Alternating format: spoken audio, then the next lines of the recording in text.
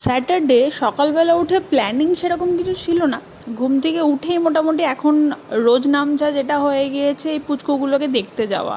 কারণ ওই যেদিন হয়েছে সেদিন থেকে এভরিডে যে ওরা বড় হচ্ছে এটা বড্ড কিউট লাগছে। মানে এরকম আমি কখনো দেখিনি। ইভেন আমার খুশকেও দেখিনি এরকম। মানে এত ছোট থেকে মানে ফার্স্ট ডে থেকে আস্তে আস্তে বড় হওয়া, এগুলোর ওই ফার্স্ট দিন যেদিনকে ঘর থেকে ওই চালাটাতে বের করে দেওয়া হলো, সেদিনের থেকে আর এখন এই হেঁটে হেঁটে যুদ্ধ করে বেড়াচ্ছে সারা বাড়ি। মানে কিরম একটা অন্যরকম ফিলিং হচ্ছে। আর এখন এই দুজনে শুরু করেছে বীভৎস মারপিট।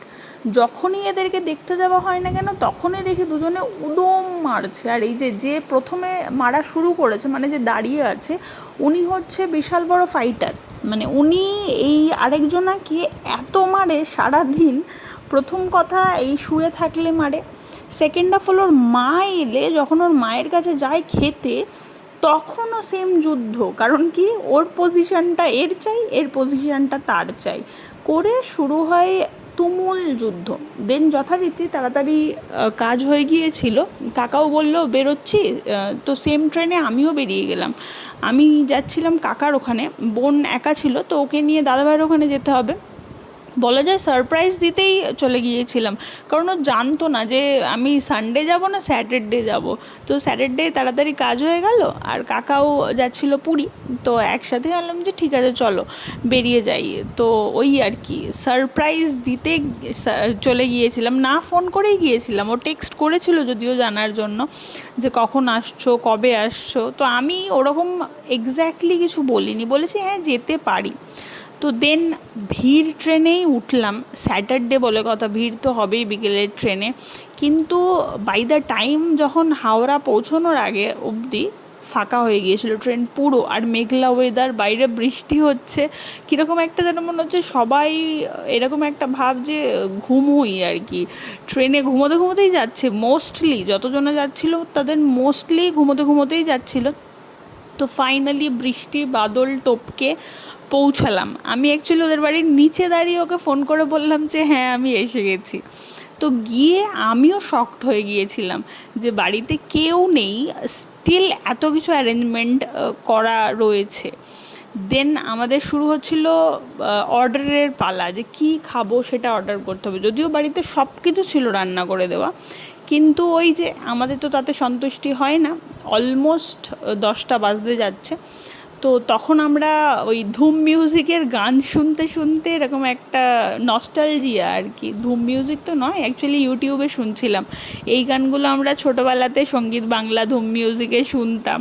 তো সেটাই ডিসকাস করছিলাম যে স্কুল যাওয়ার আগে সঙ্গীত বাংলা চালিয়ে দিয়ে দেবের পুরনো গান শুনতাম। আর সেগুলো এখনকার বাচ্চাগুলো বুঝতে পারবে না, কারণ এখন সবই ট্রান্সফর্ম। দেন আমাদের শুরু হলো লাচ্ছা পরোটা তৈরি হওয়ার পালা। যদিও কাকিমা আটা আর ময়দা দুটোই মেখে রেখে দিয়ে গিয়েছিল, কিন্তু আমাদের ওই যে ভাজাভুজি খাওয়ার একটু বেশি ইচ্ছে, সেই জন্য ডিসাইড করলাম যে আমরা লাচ্ছা পরোটা খাবো। দেন বোন আবার ফ্রিজ থেকে কমলাভোগ বের করলো, যে কমলাভোগটা দেখো, তুমি যদি খাও তো তুমি খেতে পারো কমলাভোগ। কিন্তু আমি এক হাতে খুলতে পারছিলাম না, কারণ আরেক হাতে রেকর্ড করছিলাম। তো ওকে বললাম, ও অনেক স্ট্রাগল করে অবশেষে খুললো কমলাভোগটা। তো এটা ডিসাইড করা হলো যে চিকেন, চানা সব কিছু খাওয়া হয়ে গেলে লাস্টে আমরা কমলাভোগ খাবো। আবার ময়দাটাও বের করে রাখতে বলেছিলাম, কারণ সেদিনকে পরোটা বানানোর দায়িত্ব ছিল আমার। আমিও শুরু করে দিলাম আমার কাজ, কিন্তু ওই যে স্পেসের একটু স্কারসিটি আছে, সেই জন্য আমারও একটু স্ট্রাগল চলছিল। আমি আসলে তো ভীষণ বড় শেফ না, তো আমাকে মোটামুটি একটা পরোটা বেলতে দিয়েছে, তো আমিও স্ট্রাগল করছিলাম। এরকম নয় যে আমি ভীষণ এক্সপার্ট, হ্যাঁ নিজের জন্য একটা আধটা করি। দেন আমাদের কনফিউশন হয়ে গেল যে কীরকম লাচ্ছা পরোটা। আমি অন্যভাবে করছিলাম, কিন্তু বোন এসে বললো যে না, এটা তুমি ভুল প্রসেসে করছো, তুমি আমার প্রসেসে করো। এবার ওর প্রসেসটা বুঝতেও আমার একটু টাইম লাগলো যে কীরকম, বিকজ আমি এই রকমই করি। এই ছুরি দিয়ে কেটে কেটে দেন তারপরে রাউন্ড করে লাচ্ছা পরোটা। বাট ও বললো যে না, এইরকম নয়, তুমি ফোল্ড করে করে করো, ফোল্ড করে করে করলে ব্যাপারটা অনেক ইজি হয়। কারণ আমি যে প্রসেসে করছিলাম সে প্রসেসে একটু বেশি ঝুরি ঝুরি হয়ে যেত, তো মানে খাওয়ার সময়তে সেটা প্রবলেম হতো।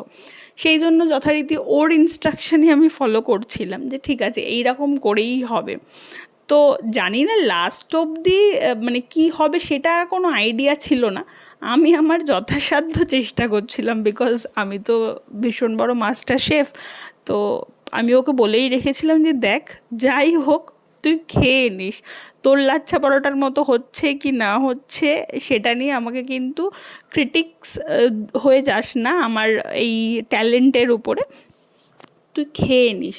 তো যাই হোক বাজে কিছু হয়নি, মোটামুটি হয়ে গিয়েছিল, যেরকমটা এক্সপেকটেশনে ছিল তার থেকে বেটারই হয়ে গিয়েছিল।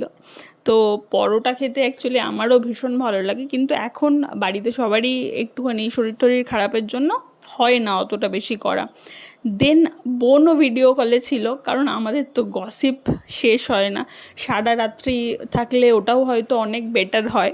এখন যদিও অনেক দূরে, মানে চাইলেও দেখা করার কোনো অপশান নেই, তো স্টিল আমরা ম্যানেজ করে নিই গসিপের টাইম।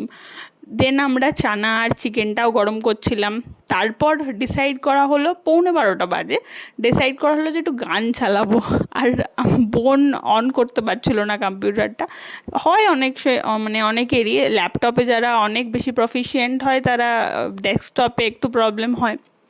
দেন যাই হোক অনেক কষ্ট করে কম্পিউটারটা চালানো হলো, কারণ কম্পিউটারের মেন দায়িত্ব হচ্ছে আমার কাকার।